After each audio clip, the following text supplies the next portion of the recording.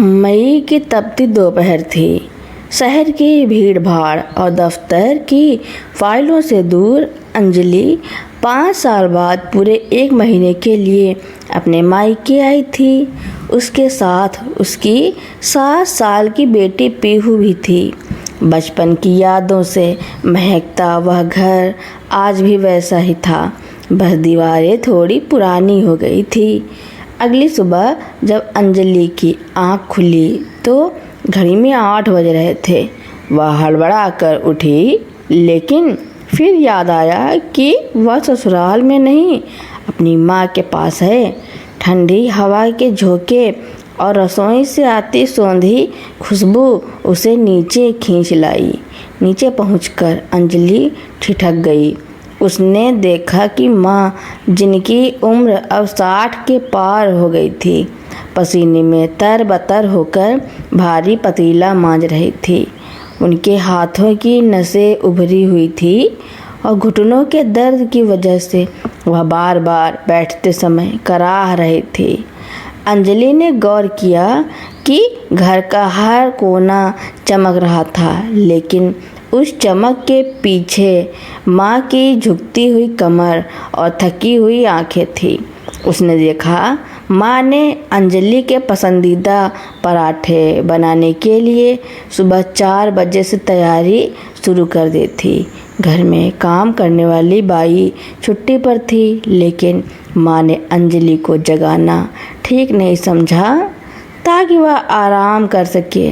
जो माँ पहले चुस्ती से सीढ़ियाँ चढ़ जाती थी, आज वे एक एक कदम संभाल कर रख रही थी। अंजलि धीरे से पीछे से गई और माँ के हाथ से वह बर्तन ले लिया। माँ, आप बैठिए, मैं करूँगी, अंजलि ने भरे गले से कहा।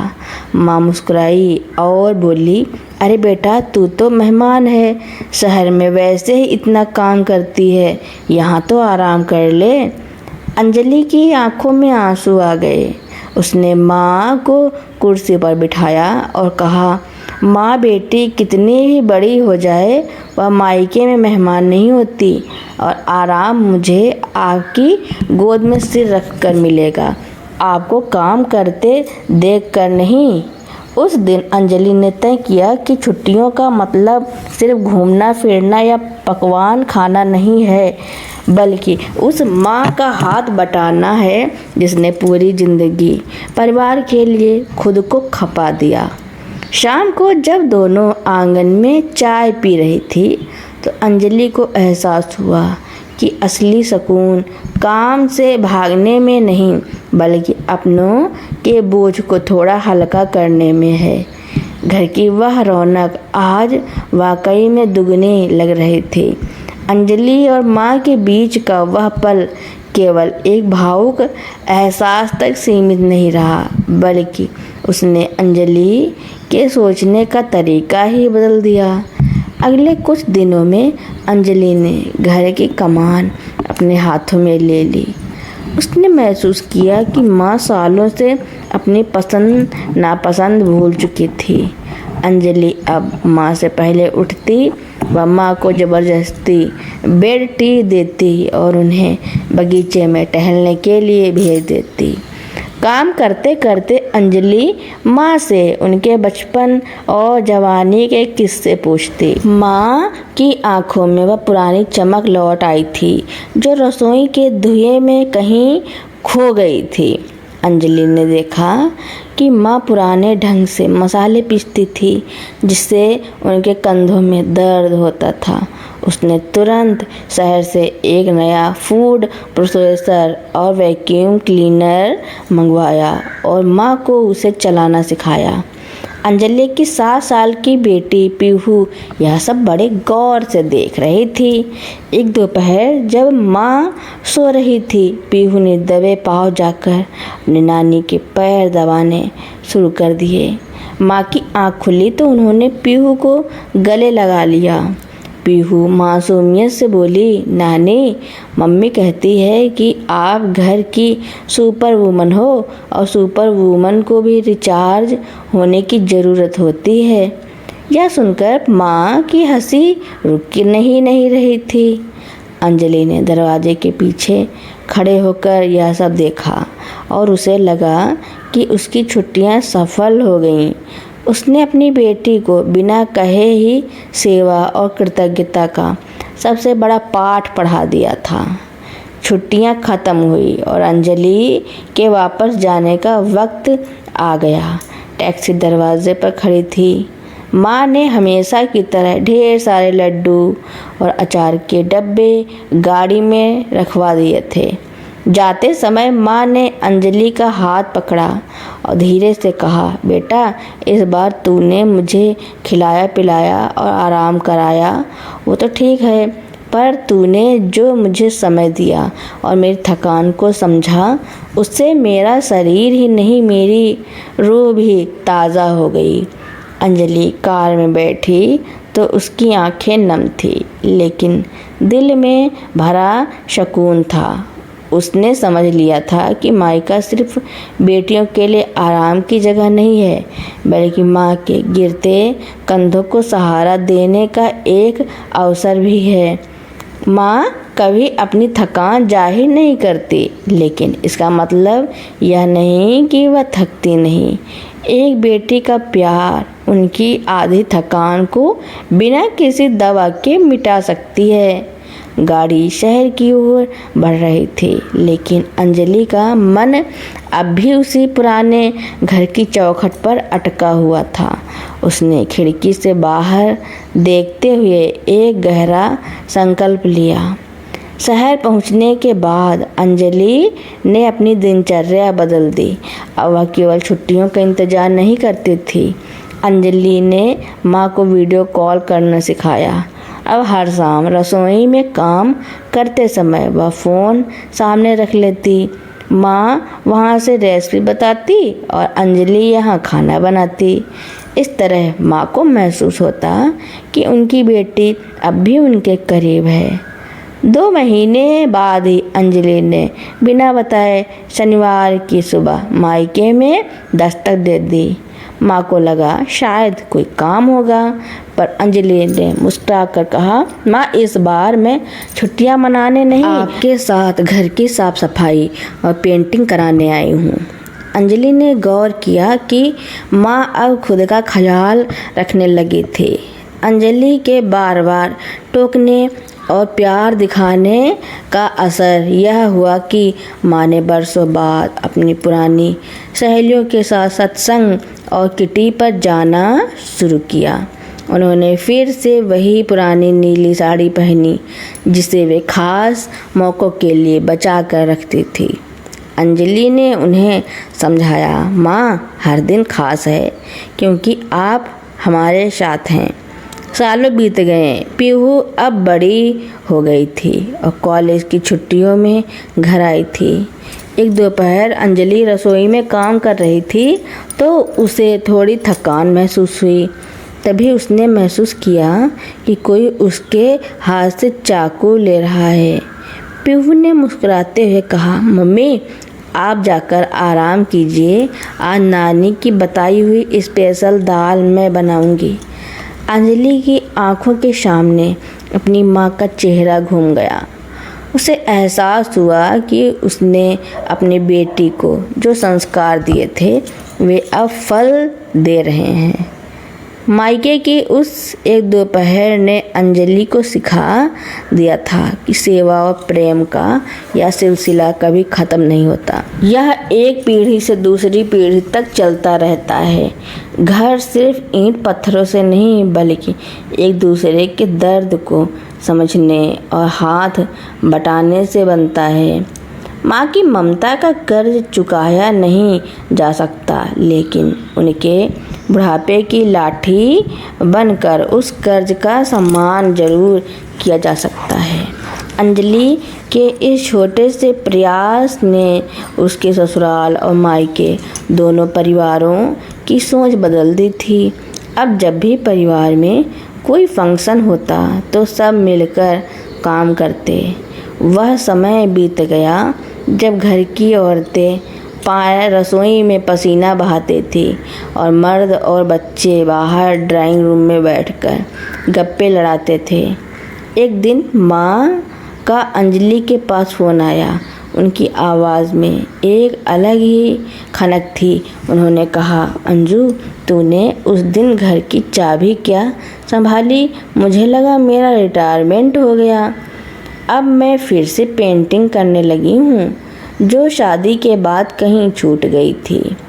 कुछ दिनों बाद माँ ने अपनी बनाई हुई एक खूबसूरत पेंटिंग अंजलि को भेजी। उसमें एक बड़ी चिड़िया अपने छोटे से बच्चे को उड़ना सिखा रही थी और पीछे एक पुराना बरगद का मजबूत पेड़ था। अंजलि ने वह पेंटिंग अपने ड्राइंग रूम के सबसे खास कोने में लगाई। जब भी कोई मेहमान आता और पूछता यह किसने बनाई है, तो अंजलि गर्व से कहती, यह मेरी माँ की नई पारी की शुरुआत है। समय का पहिया घूमता रहा। अंजलि ने अपनी माँ के जरिए जो सीखा उसे उसने अपने जीवन का आधार बना लिया। उसने समझा लिया कि रिश्ते निवेश मांगते हैं, सिर्फ पैसों का नहीं बल्कि समय और संवेदनाओं का। माँ भी एक इंसान है, वह भगवान का रूप हो सकती है, लेकिन उसकी भी हड्डियाँ थकती हैं और उसका भी मन आराम और सम्मान के लिए तरसता है। बेटियों पुल होती हैं जो दो घरों के बीच प्यार और समझदारी का पुल बनाती हैं। आज भी जब गर्मी की छुट्टियां आती हैं तो अंजलि का घर फिर से उसी उत्साह से भर जाता है। अब वह घर केवल काम और जिम्मेदारियों का बोझ नहीं बल्कि हंसी ठिठोली और साझा सुकून का एक केंद्र बन गया है। अंजलि अक्सर सोचती है कि उस तपती दोपहर में माँ को बर्तन मांजते देखना शायद उसके जीवन की सबसे बड़ी सीख थी।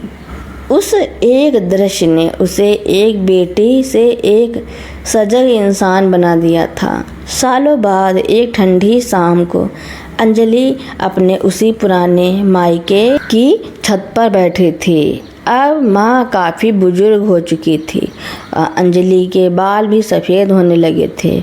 नीचे आंगन में पीहू अपनी बेटी को वही कहानियाँ सुना रही थी जो कभी अंजलि ने माँ से सुनी थी। माँ ने धीरे से अंजलि का कंधा थपथपाया और कहा, अंजू, तुझे याद है वो गर्मी की छुट्टियाँ जब तू अचानक रसोई में आकर मेरे हाथ से बर्तन छीनने लगी थी? अंजलि मुस्कुराई और बोली, हाँ माँ, वह दिन तो था जब मुझे पहली बार एहसास हुआ कि आप भी थक सकती हैं। माँ की आंखों में एक चमक आई। उन्होंने कहा, उस दिन तूने सिर्फ काम नहीं बटाया था, तूने मुझे मेरा वजूद वापस दिया था। मुझे लगा कि मैं सिर्फ एक मशीन नहीं हूँ जो सबकी सेवा करती है, बल्कि मैं एक ऐसी माँ हूँ जिसकी थकान उसकी बेटी की आँखों में चुभती है। उस एक एहसास ने मुझे 10 साल और जवान कर दिया था। आज अंजलि देख रही थी कि कैसे उसकी बेटी पीहू बिना कहे ही सब कुछ संभाल रही है। पीहू ने माँ और नानी के लिए गर्मा गर्म चाय बनाई और साथ में उनके पसंदीदा बिस्किट भी लाई। अंजलि ने महसूस किया कि मायका केवल एक घर का नाम नहीं है, बल्कि यह उस प्रेम की पाठशाला है जहाँ बेटियाँ माँ से ममता सीखती हैं और माँ अपनी बेटियों से नया जीवन।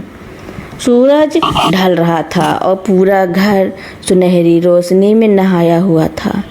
अंजलि को समझ आ गया था कि जीवन का असली सुख बड़े बड़े बंगलों या ऊंचे ओहदों में नहीं है। असली सुख उस पल में है जब आप अपनों के बिना कहे उनके दर्द को समझ लेते हैं। हमारी माताओं के पास कोई ऑफ बटन नहीं होता है और ना ही वे कभी अपनी सैलरी या बोनस की मांग करती हैं। उनका बोनस बस यही है कि उनका परिवार उन्हें समझे, उन्हें सम्मान दे और कभी कभी उनके हाथ से काम लेकर उनसे कहे, माँ आज आप बैठो, मैं हूँ ना। अब अंजलि खुद नानी बन चुकी थी। पीहू अपनी नन्ही बेटी को लेकर मायके आई थी। घर फिर से चहक उठा था। अंजलि ने अपनी माँ की उसी पुरानी परंपरा को जारी रखा था। सुबह जल्दी उठना, सबके लिए उनकी पसंद का नाश्ता बनाना और घर को सहेज कर रखना। एक सुबह अंजलि रसोई में खड़ी पीहू की पसंद के अप्पे बना रही थी। तभी उसे महसूस हुआ कि उसकी कमर में हल्का सा खिंचाव हुआ है। वह चुपचाप दीवार का सहारा लेकर खड़ी हो गई ताकि किसी को उसकी तकलीफ का पता न चले।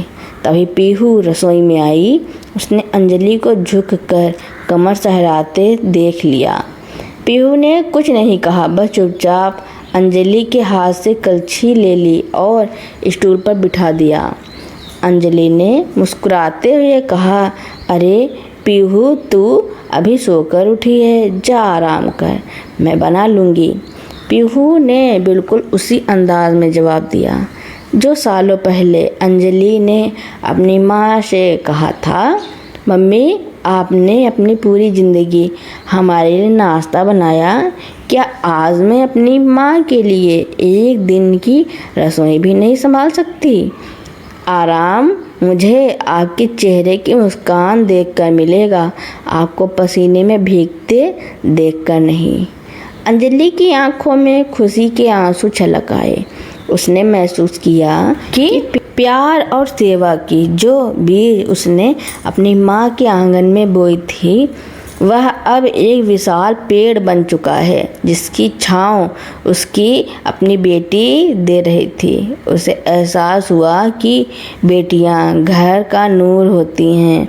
वे सिर्फ विदा होकर दूसरे घर नहीं जाती, बल्कि अपने साथ संवेदनाओं का वो पूरा संसार ले जाती हैं जो पीढ़ियों को जोड़े रखता है। मायका एक एहसास है जहाँ उम्र का हर पड़ाव एक नई सीख देता है। उस शाम घर की 3 पीढ़ियाँ, अंजलि, पीहू और उसकी छोटी बेटी एक साथ आंगन में बैठी थी। पुरानी तस्वीरों का एल्बम खुला। अंजलि ने अपनी माँ की तस्वीर पर हाथ फेरते हुए मन ही मन कहा, माँ देखो, आपकी सीख आज भी इस घर में महक रही है। रिश्तों की सबसे सुंदर बात यही है कि वे कभी ख़त्म नहीं होते। जो प्यार एक माँ अपनी बेटी को देती है, वही प्यार बेटी समय आने पर माँ को लौटाती है। रात का सन्नाटा था। घर के बाकी सदस्य सो चुके थे, लेकिन अंजलि और पीहू अभी भी पुरानी यादों के झरोखे में बैठी थी। अंजलि ने अपनी माँ के उस पुराने संदूक को खोला जिसमें उनकी कुछ पुरानी डायरियाँ और कुछ हाथ से बुने हुए स्वेटर रखे थे। अंजलि ने एक डायरी का पन्ना खोला जिसमें माँ ने लिखा था, जब मेरी बेटी मेरे हाथ से काम छीन लेती है तो मुझे महसूस होता है कि मेरी परवरिश सफल हुई। मैंने उसे सिर्फ काम करना नहीं बल्कि दर्द को महसूस करना सिखाया है। अंजलि ने वह डायरी पीहू को दिखाई। पीहू की आंखों में भी चमक आ गई। उसने अंजलि का हाथ अपने हाथों में लिया और कहा, मम्मी, हमेशा लगता है कि माँ बाप हमारे लिए एक सुरक्षा कवच हैं, लेकिन हम भूल जाते हैं कि उस कवच को भी मरम्मत की ज़रूरत होती है। माँ को काम करते देखना मुझे डराता नहीं है, बल्कि मुझे यह याद दिलाता है कि मुझे अब और भी मजबूत बनना है ताकि मैं आपका सहारा बन सकूं। अगली सुबह पीहू की विदाई का समय था। कार में बैठते समय पीहू ने अपनी बेटी को अंजलि की गोद में दिया और कहा, नानी को बाय करो और कहो कि हम बहुत जल्द वापस आएंगे, काम करने नहीं बल्कि यादें बनाने। अंजलि ने अपनी पोती का माथा चूमा। उसे एहसास हुआ कि जीवन का यह चक्र कितना खूबसूरत है। पहली पीढ़ी जिसने त्याग किया, दूसरी पीढ़ी जिसने उस त्याग को समझा, तीसरी पीढ़ी जो उस समझ को अपनी विरासत बना रही है। अंजलि अब अकेले उस घर में खड़ी थी, लेकिन उसे अकेलापन महसूस नहीं हो रहा था। उसे घर की दीवारों में अपनी माँ की मुस्कान और हवाओं में अपनी बेटी की खिलखिलाहट सुनाई दे रही थी। उसने रसोई में जाकर अपने लिए चाय बनाई, लेकिन इस बार उसने जल्दबाजी नहीं की। उसने सुकून से बैठकर उस चाय का आनंद लिया, क्योंकि वह जानती थी कि उसने अपने बच्चों को वह सबसे बड़ा धन दे दिया है जो किसी बैंक में नहीं मिलता। संवेदनशीलता और अपनों के प्रति सम्मान।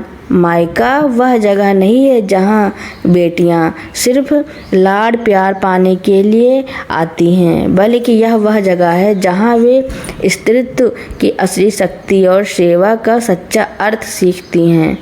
माँ के हाथों की दरारें और उनके चेहरे की झुर्रियाँ कोई कमज़ोरी नहीं, बल्कि उन संघर्षों के पदक हैं जिन्हें हर बेटी को गर्व से पहनना चाहिए। कुछ महीने बीत गए। माँ अब बहुत वृद्ध हो चुकी थी और बिस्तर से कम ही उठ पाती थी। अंजलि अब पूरी तरह से मायके में ही रहने लगी थी। एक दोपहर जब घर एकदम शांत था, अंजलि माँ के पास बैठी उनके सूखे और ठंडे हाथों पर तेल की मालिश कर रही थी। माँ ने धुंधली आँखों से अंजलि को देखा और बहुत धीमी आवाज़ में पूछा, अंजू, क्या तू थक गई है मेरा ख्याल रखते रखते? अंजलि रुकी। उसने माँ की आँखों में झांका और मुस्कुरा कर कहा, माँ, जब मैं छोटी थी और मुझे बुखार आता था तब आप पूरी रात जागकर मेरी माथे पर गीली पट्टियाँ रखती थी। क्या आप कभी थकी थी? माँ के चेहरे पर एक छीड़ सी मुस्कान आई। अंजलि ने आगे कहा, सेवा कभी बोझ नहीं होती माँ, यह तो उस प्यार का रिटर्न गिफ्ट है जो आपने मुझे बचपन में दिया था। आज इन हाथों की मालिश करते हुए मुझे ऐसा लग रहा है जैसे मैं अपनी जड़ों को सींच रही हूँ। उसी शाम माँ ने आखिरी सांस ली। उनके चेहरे पर एक असीम शांति थी, वैसी शांति जो एक कलाकार के चेहरे पर अपना सबसे सुंदर चित्र पूरा करने के बाद होती है। घर के आंगन में जब शोक की लहर थी, अंजलि रोई नहीं। उसे याद आया कि कैसे उसने उन छुट्टियों में माँ के हाथों से काम लिया था, कैसे उन्हें आराम कराया था और कैसे उनके आखिरी दिनों को खुशियों से भरा था। उसे इस बात का मलाल नहीं था कि माँ चली गई, बल्कि इस बात का संतोष था कि उसने माँ को जीते जी वो सम्मान और विश्राम दिया जिसकी वे हकदार थी। 13वीं के बाद जब घर के सब लोग जा चुके थे, अंजलि ने माँ की रसोई में कदम रखा। उसने देखा कि माँ के मसाले के डिब्बे और उनकी चिमटी और उनका चकला बेलन सब वहीं थे। उसने पीहू को बुलाया और उसे माँ की वह पुरानी पीतल की कलछी सौंपी। अंजलि ने कहा, पीहू, यह सिर्फ एक बर्तन नहीं है, यह उस ममता की मसाल है जिसे मेरी माँ ने मुझे दिया और अब मैं तुझे दे रही हूँ। याद रखना, जिस घर की रसोई में प्रेम और सेवा का स्वाद होता है, उस घर की दीवारें कभी बूढ़ी नहीं होती। अंजलि ने घर की खिड़की खोली। बाहर बारिश की पहली बूंदें मिट्टी पर गिर रही थी और वैसी ही सौंधी खुशबू आ रही थी जैसी माँ के हाथों के खानों से आती है। आज वह समझ गई थी कि मायका कभी ख़त्म नहीं होता।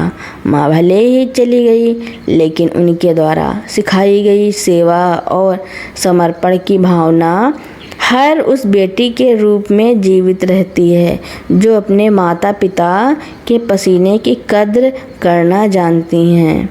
माँ के जाने के बाद अंजलि ने अपने मायके वाले घर को बंद नहीं किया।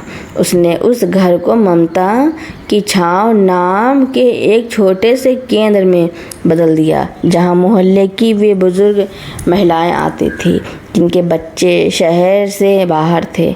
अंजलि और पीहू मिलकर वहाँ खाना बनाती। वे वही व्यंजन बनाती जो माँ बनाया करती थी। अंजलि ने आसपास की युवतियों को बुलाकर उन्हें यह सिखाना शुरू किया कि घर के काम केवल बोझ नहीं बल्कि अपनों के प्रति प्रेम व्यक्त करने का एक जरिया है। एक दिन पीहू ने अंजलि से पूछा, मम्मी आप थकती नहीं हैं? घर संभालना फिर यहाँ आकर इन बुजुर्गों की सेवा करना। अंजलि ने मुस्कुराते हुए पीहू को उसी आंगन की ओर ले जाकर खड़ा किया जहाँ बरसों पहले उसने माँ को पसीने से तरबतर देखा था। अंजलि बोली, पीहू थकान शरीर को तब होती है जब मन दुखी हो। जब हम किसी के चेहरे की झुर्रियों को मुस्कान में बदलते हैं तो वह ऊर्जा हमें वापस जवान बना देती है। मैंने अपनी माँ को काम करते देखकर दुख नहीं बल्कि कर्म का योग सीखा था।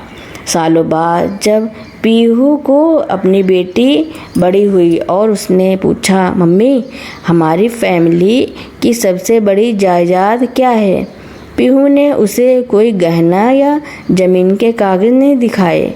उसने उसे वह पुरानी तस्वीर दिखाई जिसमें अंजलि अपनी माँ के हाथ से बर्तन ले रही थी। पीहू ने कहा, बेटा हमारी सबसे बड़ी विरासत एहसास है। यह समझना कि घर की नींव की ईंटें अक्सर खामोश रहती हैं पर पूरा बोझ वही उठाती हैं। हमें बस उन ईंटों को समय समय पर प्यार का पानी देना है। सूरज एक बार फिर ढल रहा था। अंजलि अब अपनी माँ की कुर्सी पर बैठी थी और पीहू उसके लिए चाय ला रही थी। हवा में आज भी वही सौंधी महक थी। अंजलि ने आंखें मूंद ली और उसे महसूस हुआ कि उसकी माँ वही कहीं आसपास खड़ी मुस्कुरा रही है। उन्हें इस बात का संतोष था कि उनकी बेटी ने सिर्फ उनके घर को नहीं बल्कि उनकी आत्मा और संस्कारों को भी अमर कर दिया। मायके की वे गर्मी की छुट्टियां कभी ख़त्म नहीं हुई। वे एक ऐसी सीख बन गई जिसने 3 पीढ़ियों को यह सिखाया कि रिश्ते केवल खून से नहीं बल्कि एक दूसरे के पसीने की बूंदों को मोती की तरह सहेजने से गहरे होते हैं। वक्त अपनी गति से चलता रहा। अंजलि और पीहू का वह छोटा सा केंद्र अब एक बड़े परिवार का रूप ले चुका था। एक दिन अंजलि अपने पोते के साथ उसी आंगन में बैठी थी। बच्चा खेल रहा था और अचानक दौड़ कर आया और अंजलि की गोद में अपना सिर रख दिया। अंजलि ने उसके छोटे छोटे हाथों को सहलाते हुए सोचा कि कैसे एक छोटी सी घटना, मई की उस दोपहर में माँ को बर्तन मांजते देखना, उसने पूरे खानदान की तकदीर बदल दी। उस रात अंजलि ने अपनी डायरी में कुछ पंक्तियाँ लिखी जो शायद इस पूरी यात्रा का निचोड़ थी। हमें अक्सर लगता है कि हम अपनों के लिए कुछ कर सकते हैं, पर सच तो यह है कि सेवा करने का मौका मिलना ही ईश्वर का सबसे बड़ा उपहार है। माँ ने मुझे जन्म दिया, लेकिन उस रसोई में माँ की थकान को देख लेने ने मुझे पुनर्जन्म दिया। मैंने सीखा कि प्रेम शब्दों में नहीं, परोपकार और सेवा के छोटे छोटे कार्यों में बसता है। अंजलि अब पूरी तरह आश्वस्त थी। उसने देखा कि पीहू अब केवल अपनी माँ की ही नहीं बल्कि समाज की हर उस माँ की चिंता करती है जो अकेली है। सूरज की आखिरी किरणें जब घर के रोशनदान से छन कर आ रही थी, अंजलि ने महसूस किया कि घर के हर कोने में उसकी माँ की खुशबू है। वे कहीं गई ही नहीं थी, वे अंजलि के हाथों के स्वाद में थी, पीहू की ममता में थी और उस नन्हे बच्चे की खिलखिलाहट में थी। मायके की वे छुट्टियां साल में एक बार आती हैं, लेकिन जो बेटी अपनी माँ के त्याग को देख लेती है, उसके लिए हर दिन मातृ दिवस बन जाता है। घर के काम सिर्फ काम नहीं होते, वे परिवार को जोड़कर रखने वाले मूक मंत्र होते हैं। तो दोस्तों, मेरी स्टोरी सुनने के लिए आपका बहुत बहुत धन्यवाद। ऐसी ही नई नई स्टोरियां सुनने के लिए मेरे चैनल को लाइक, कमेंट, शेयर एवं सब्सक्राइब एवं बेल आइकन का बटन दबाना ना भूलना, ताकि मेरी नई नई स्टोरियां आप तक पहले ही पहुंचती रहें।